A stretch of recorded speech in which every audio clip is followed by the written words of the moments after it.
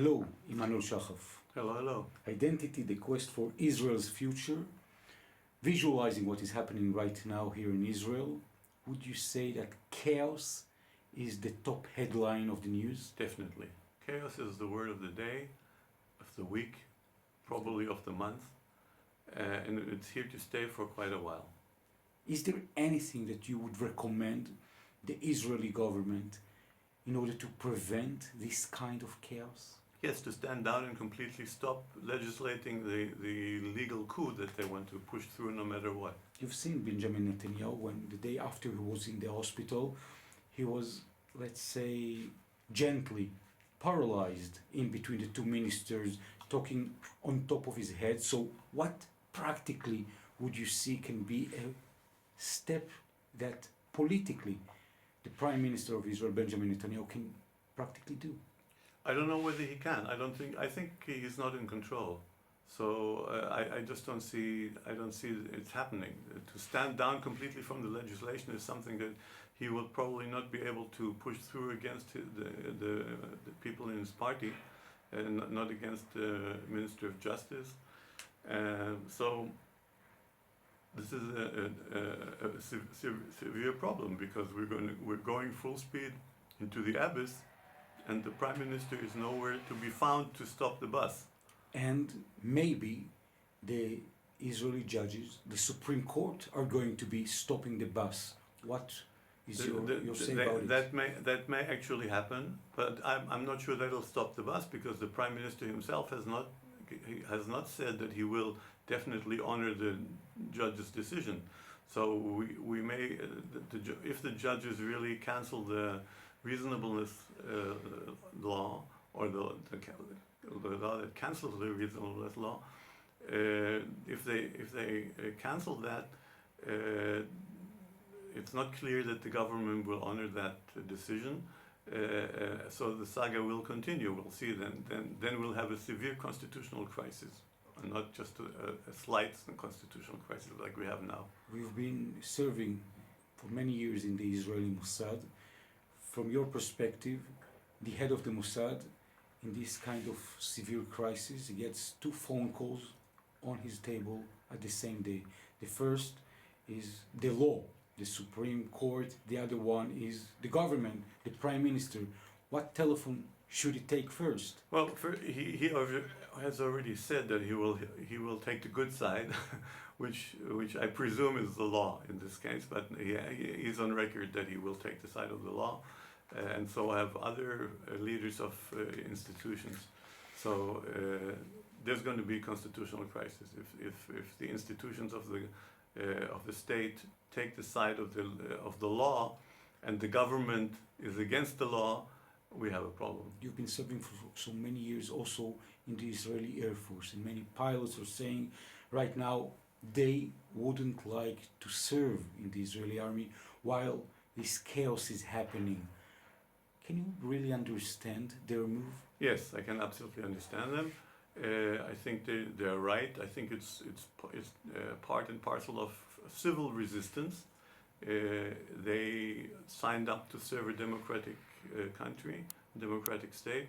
If they get the feeling that this isn't going to continue and the state is going to become an autocracy or dictatorship, they're not willing to risk their lives, and they're not willing to do actions which may bring them into the International Court of Justice. So if they not feel comfortable with the democracy in the country.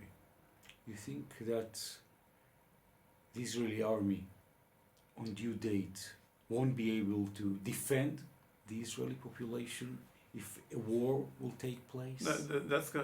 That's not anywhere close.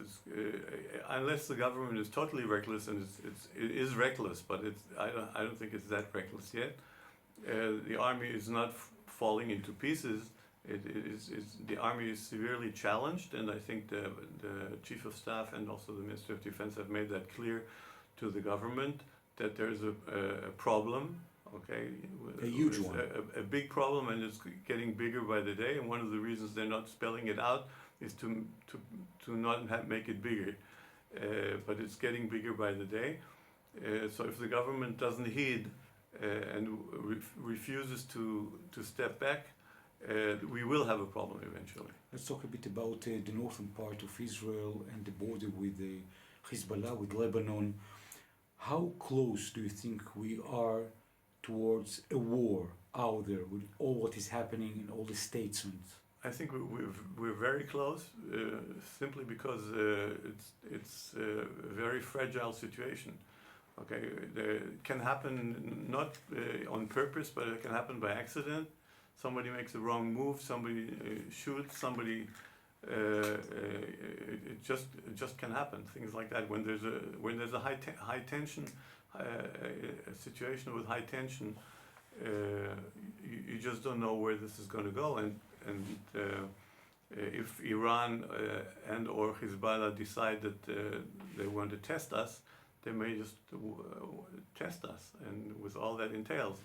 And we don't know how that's going to end up. Another aspect of the chaos is happening in the Knesset. There are more laws that are in the pipeline, Yes. according to the government. What do you think is going to be the next bomb that might occur?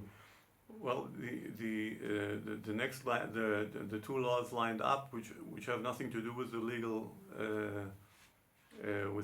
coup, is first of all the law permitting the Haredi population not to serve in the army, and the basic law of Torah study, which puts the status of Haredi yeshiva students equal to those of soldiers in the IDF.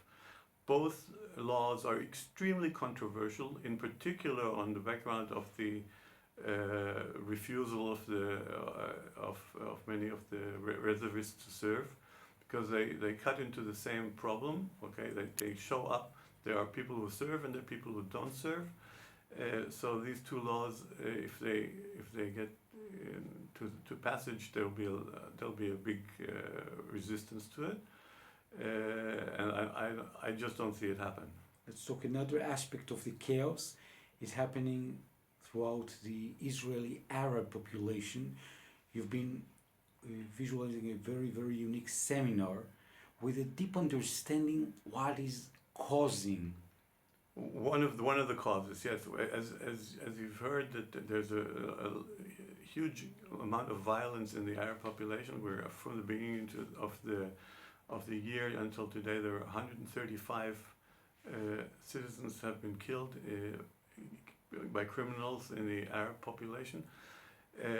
One of the reasons is that Arab children who grow up in the Israeli educational system don't get taught an identity.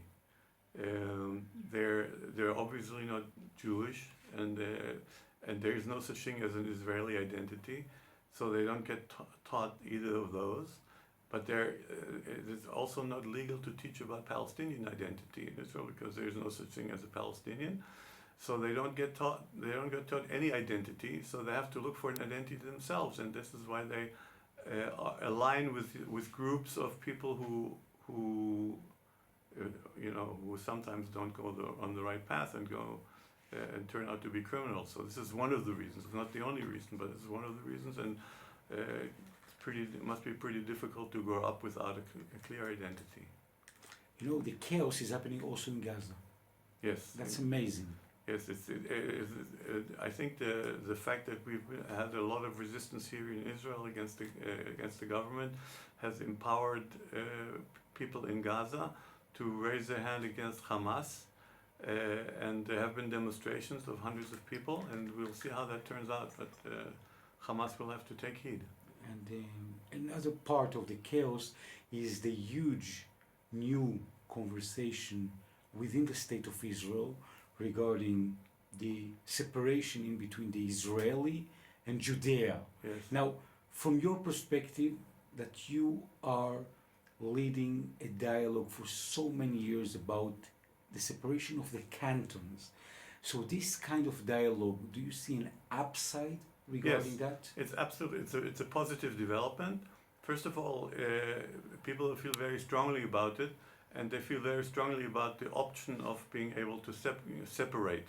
And the Cantonization which is actually fairly new in the Israeli dialogue, in the public dialogue, is getting a lot of publicity now as a result of this late development of separating Israel from Yehuda, which is after all, an unlikely thing to happen. But people are connecting to the idea of Cantonization, and they realize that something like that will have to happen. And I'm looking for dialogue with these groups, so we can develop a federal model together, which will be something like along the line that we've been proposing all along. So for so many years, the Cantonization is really starting to grow within the hearts of Israeli people. Yes.